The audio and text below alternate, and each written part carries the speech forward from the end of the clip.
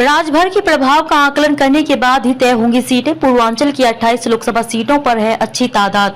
भाजपा और सुभासपा के बीच गठबंधन को भले ही तय माना जा रहा है, लेकिन सीटों को लेकर मामला फंसा है। सुभासपा अध्यक्ष ओम प्रकाश राजभर की ओर से 2 से 3 सीटों पर दावेदारी पेश किए जाने की बात कही जा रही है, पर भाजपा राजभर के प्रभाव वाले क्षेत्रों में होने वाले नफा नुकसान का आकलन करने के बाद ही सीटें तय करेगी।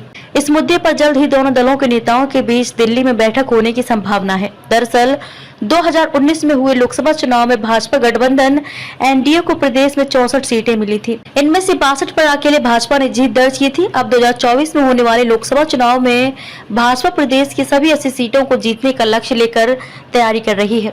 इसलिए गाजीपुर से गोरखपुर और बस्ती से बलिया तक की 2 दर्जन से अधिक सीटों पर राजभर जाति के मतदाताओं की अनदेखी भाजपा के लिए आसान नहीं होगी। हालांकि अभी ये कहना मुश्किल है कि साथ आने पर भाजपा सुभासपा को कितनी सीटें देगी। फिर भी ओम प्रकाश राजभर ने भाजपा नेतृत्व के सामने पूर्वांचल व्यावत क्षेत्र में आने वाली लोकसभा की 28 सीटों पर राजभर बिरादरी के मतदाताओं की संख्या का ब्यौरा रख दिया है, ताकि सीटें तय करते समय इसका ख्याल रखा जा सके। यहाँ ये भी ध्यान देने वाली बात है कि 2019 के लोकसभा चुनाव में सीटों के बंटवारे के मुद्दे पर ही राजभर और भाजपा के बीच तनातनी शुरू हुई थी, जिसकी परिणति 2022 में विधानसभा से पहले राजभर और भाजपा के गठबंधन के टूट के तौर पर सामने आई थी। इसलिए भाजपा व राजभर एक दूसरे के लिए जरूरी। ओम प्रकाश राजभर सपा से गठबंधन टूटने के बाद बसपा और कांग्रेस से दोस्ती की स्थिति में नफा नुकसान का आकलन कर चुके हैं।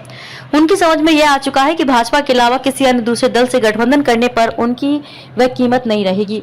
दूसरी तरफ भाजपा नेतृत्व भी समझ चुका है कि पूर्वांचल के सियासी गणित में उसके सामने हिंदू वोटों का बिखराव रोकना और ज्यादा से ज्यादा वोट हासिल करना बहुत जरूरी है। इसलिए राजभर जाति को अपने पाले में रखना जरूरी है। इन परिस्थितियों को ध्यान में रखते हुए भाजपा राजभर के सीटवार प्रभाव के दावे का आकलन कर रही है। इसके बाद ही सीटों के बंटवारा का फार्मूला तय होगा।